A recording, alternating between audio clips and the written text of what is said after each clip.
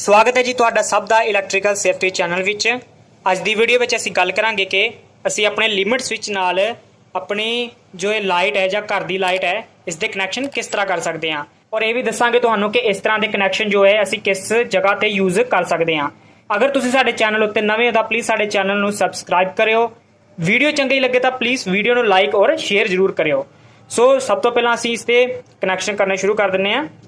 इस विच असीं दो MCB लाइन और न्यूट्रल लई वरते हुए हैं और एक लिमिट स्विच रखा हुआ है, लिमिट स्विच है और एक लैंप होल्डर लिया हुआ है कि जिस नाल असीं इस दे कनैक्शन करके तुहानूं टेस्ट करके दिखा सकीए। सो सब तो पहलां असीं की करांगे अपनी लाइन नूं अपने MCB विच दे दिंदे हां जो कि असीं अपने इस मेन बोर्ड तो लवांगे।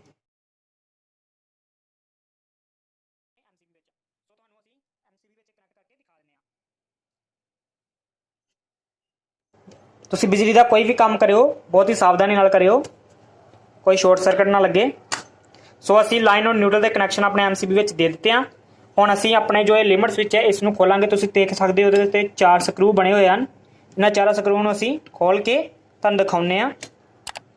बने रहो साडे नाल वीडियो विच। सो तुहानूं लिमिट स्विच खोल के दिखा दिंदे अंदरों। सो इस प्रकार नाल साडा लिमिट स्विच हुंदा है, इसके कनैक्शन होंदे हैं।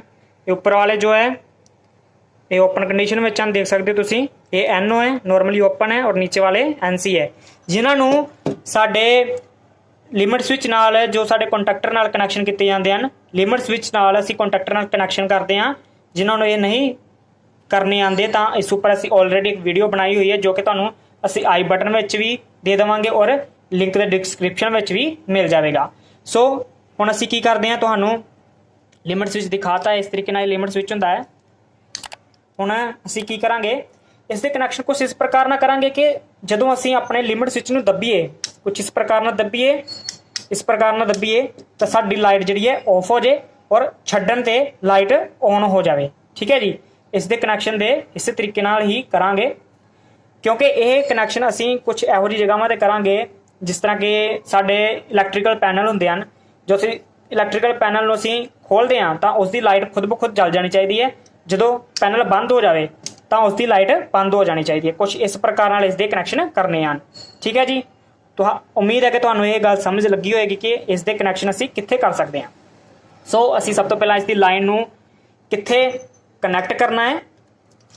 सो किस तरीके नाल इसदे करांगे कि जदों असीं इसनूं दब्बीए तो इसकी लाइन बंद हो जाए और छड्डण ते इसकी लाइन चालू हो जाए। मतलब दब्बण ते जो साडा लिमिट स्विच दब्बिया जाए तो साडी लाइट जो है बंद हो जाए और छड्डण ते साडी लाइट जो जल जाए। सो असीं इस विच की वरतांगे। सो तुसीं देख सकते हो जो असीं इसनूं दबा रहे हैं। ठीक है जी, उपर वाले जो NO वो NC हो गए, मतलब नॉर्मली क्लोज हो गए।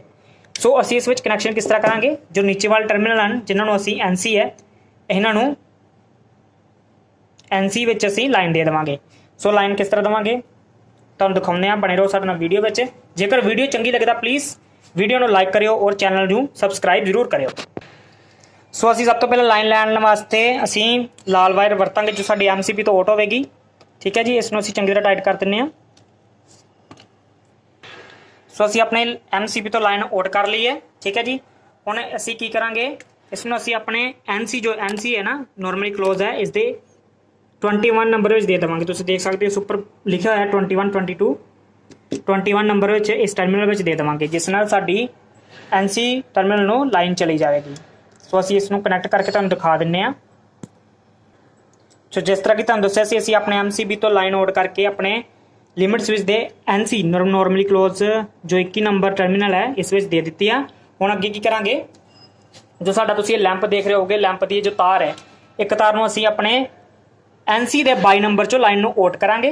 ठीक है जी, लाइन आउट करके फिर न्यूट्रल कित्थे जोड़नी वो भी तुहानूं दिखावांगे। जेकर वीडियो चंगी लगती हो तो प्लीज़ वीडियो नूं लाइक करियो और चैनल नूं सबसक्राइब जरूर करियो। सो बने रहो वीडियो विच। हुण असीं की करांगे इस दे 22 नंबर टर्मिनल विच अपने लैंप की एक तार नूं कनैक्ट कर देवांगे इस जगह ते। सो असीं इसनूं करके तुहानूं दिखा दिंदे आ। सो असीं अपने जो 22 नंबर टर्मिनल विचों अपनी लैंप नाल जो लाइन है इसनूं कनैक्ट कर दिता है। हुण जो एक तार बची है जो साडी लैंप की तार है इसनूं असीं ये न्यूट्रल है लाइन दे साडे सर्किट सारे कंप्लीट हो चुके हैं। ਹੁਣ ਨਿਊਟਰਲ ਕਿੱਥੇ ਦੇਵਾਂਗੇ, ਇਹ ਸਾਡੀ ਜੋ MCB ਦੇਖ ਰਹੇ ਹੋ ਨਾ, ਇਸ ਵਿੱਚ ਨਿਊਟਰਲ ਦੀ ਲਾਈਨ ਆ ਰਹੀ ਹੈ, ਇਸ ਨੂੰ ਅਸੀਂ MCB ਦੇ ਮੇਨ ਟਰਮੀਨਲ ਵਿੱਚ ਹੀ ਜੋੜ ਦੇਵਾਂਗੇ ਇਸ ਪ੍ਰਕਾਰ ਨਾਲ। ਤੇ ਤੁਸੀਂ ਆਪਾਂ ਆਪਣੀ ਲਾਈਨ ਨੂੰ ਲਿਮਿਟ ਸਵਿਚ ਵੀ ਦੇ ਦਿੱਤਾ ਹੈ, ਸਾਡੇ ਲੈਂਪ ਪੋਰਟ ਨੂੰ ਲਾਈਨ ਵੀ ਮਿਲ ਚੁੱਕੀ ਹੈ ਔਰ ਨਿਊਟਰਲ ਦੇ ਕਨੈਕਸ਼ਨ ਵੀ ਅਸੀਂ ਕਰ ਚੁੱਕੇ ਹਾਂ। ਅਸੀਂ ਆਪਣੇ ਸਾਰੇ ਕਨੈਕਸ਼ਨ ਕੰਪਲੀਟ ਕਰ ਚੁੱਕੇ ਹਾਂ। ਹੁਣ ਅਸੀਂ ਆਪਣੇ ਮੇਨ ਸਵਿਚ ਤੋਂ ਲਾਈਨ ਔਨ ਕਰਾਂਗੇ। ਹੁਣ ਆਪਣਾ MCB ਚੱਕਾਂਗੇ। ਅਸੀਂ ਕਨੈਕਸ਼ਨ ਕਿਸ ਤਰੀਕੇ ਨਾਲ ਕੀਤੇ ਸੀ, ਜਦੋਂ ਓਪਨ ਕੰਡੀਸ਼ਨ ਵਿੱਚ ਹੋਵੇ, ਦੱਬਿਆ ਨਾ ਹੋਵੇ ਤਾਂ ਇਹ ਜਗਣਾ ਚਾਹੀਦਾ ਹੈ। ਜਦੋਂ ਇਹ ਇਸ ਨੂੰ ਲੀਵਰ ਨੂੰ ਅਸੀਂ ਦੱਬ ਦਈਏ ਤਾਂ ਸਾਡਾ ਬਲਬ ਜੋ ਬੰਦ ਹੋ ਜਾਣਾ ਚਾਹੀਦਾ ਹੈ। ਠੀਕ ਹੈ ਜੀ। ਹੁਣ ਅਸੀਂ ਇਸ ਨੂੰ ਟੈਸਟ ਕਰਕੇ ਦੇਖਦੇ ਹਾਂ। ਅਸੀਂ ਆਪਣਾ MCB ਨੂੰ ਉਠਾਇਆ, ਸੋ ਦੇਖ ਸਕਦੇ ਹੋ ਤੁਸੀਂ ਸਾਡਾ ਲੀਵਰ ਅਸੀਂ ਦੱਬਿਆ ਨਹੀਂ ਹੈ, ਇਸ ਟਾਈਮ ਇਹ ਓਪਨ ਹੈ। ਠੀਕ ਹੈ ਜੀ। ਸਾਡਾ ਲਾਈਨ ਜੋ ਸਾਡਾ ਬਲਬ ਹੈ ਜਲ ਰਿਹਾ ਹੈ। ਜਦੋਂ ਅਸੀਂ ਇਸ ਨੂੰ ਦਬਾ ਦਿੱਤਾ ਸਾਡੀ ਲਾਈਟ ਬੰਦ ਹੋ ਗਈ।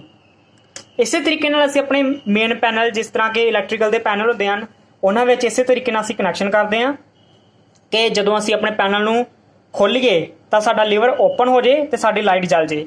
ਜਦੋਂ ਅਸੀਂ ਆਪਣਾ ਪੈਨਲ ਨੂੰ ਬੰਦ ਕਰ ਦਈਏ ਤਾਂ ਸਾਡੀ ਜੋ ਇਹ ਲਾਈਟ ਹੈ ਅੰਦਰ ਵਾਲੀ ਪੈਨਲ ਦੀ, ਉਹ ਬੰਦ ਹੋ ਜਾਏ। ਤੁਸੀਂ ਆਪਣੇ ਸਟੋਰ ਰੂਮ 'ਚ ਵੀ ਕਰ ਸਕਦੇ ਹੋ, ਆਪਣੇ ਇਲੈਕਟ੍ਰੀਕਲ ਪੈਨਲਾਂ ਵਿੱਚ ਵੀ ਯੂਜ਼ ਕਰ ਸਕਦੇ ਹੋ।